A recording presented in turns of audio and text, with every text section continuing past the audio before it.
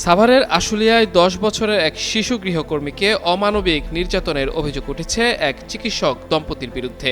এ ঘটনায় পুলিশ অভিযুক্ত চিকিৎসক জাহিদুল ইসলামকে গ্রেফতার করলেও রহস্যজনকভাবে গ্রেফতার করা হয়নি তার স্ত্রী মারিয়া আক্তারকে। উল্টো বর্তমানে শিশুটির পরিবারকে দেয়া হচ্ছে নানা হুমকি। আমার মেয়েটা ওনারা আনছিল ওই বাসা বাড়ির একটা বাচ্চা রাখার জন্য। বাচ্চা রাখার জন্য চলতেছিল 11 মাস। ওনার আত্মীয় আছে, অনেক লোক আছে, ওনার হলো মামা, ডাক্তার হলো মামা শ্বশুর বাড়ি। ওই মামা শ্বশুর আর মামি শাশুড়ি তারা জোর করে ওই যে মেয়েটা দেও, মেয়েটা মানুষ করে পেয়েছে না, দুইজন ডাক্তারি করে, তাই একটু দেও, তোমারও ভালো হবে না, এরও ভালো হবে। এটা কয় আর আনছিল, আইনিয়ে এই ঢঙ্গাটা মারধর করছে, অনেক জায়গায় মারধর। এরা ভয় পাচ্ছে যে দেশে যদি সবাই অনুরোধ করছে, মারতেছে, বুঝছেন, টাকা পয়সা হাততেছে। আমি চাচ্ছি যে টাকা পয়সা লাগবে না, আমার বিচার আমি চাই। আচ্ছা, আপনাদেরকে কেউ ভয়ভীতি দেখাইছে? ভয়ভীতি দেখাচ্ছে কে? গ্রামের লোক, মানে অনেকে আমাকে বসবাস করা লাগবে।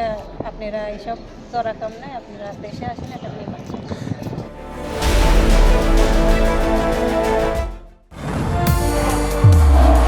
নির্মাণে নাম্বার 1 শাহ সিমেন্ট।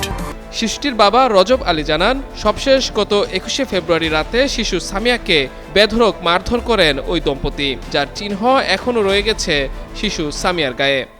খোঁজ করলি কারণ ভালোই আছে, এ কথা কয় না, যেমন মারধর করে কি ভালো মন্দ কয় না। আমার মনে করেন মারধর দেয়, কোভিড দেয় না, আরে খোঁজ নি করে।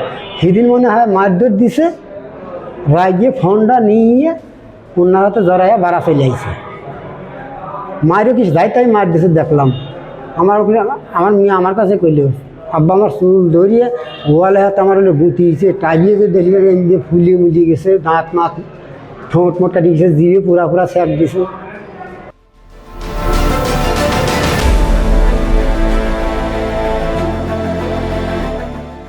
এদিকে পুলিশ বলছে, এ ঘটনায় অভিযুক্ত চিকিৎসক মারিয়া আক্তার পলাতক রয়েছেন, যদিও অভিযুক্তকে পুলিশের সামনেই ঘুরে বেড়াতে দেখা গেছে।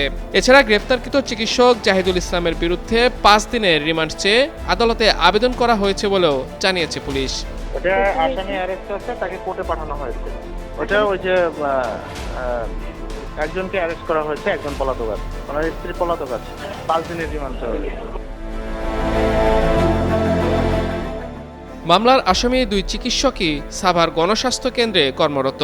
গত 11 মাস আগে তাদের 2 বছরের শিশু সন্তানকে দেখাশোনার জন্য নিয়ে আসা হয় শিশু সামিয়াকে। তবে এরপর থেকেই প্রায় তার উপর চলত অমানসিক নির্যাতন।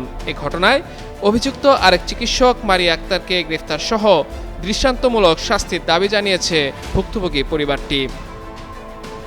মাহমুদুর রহমান, যুগান্তর নিউজ।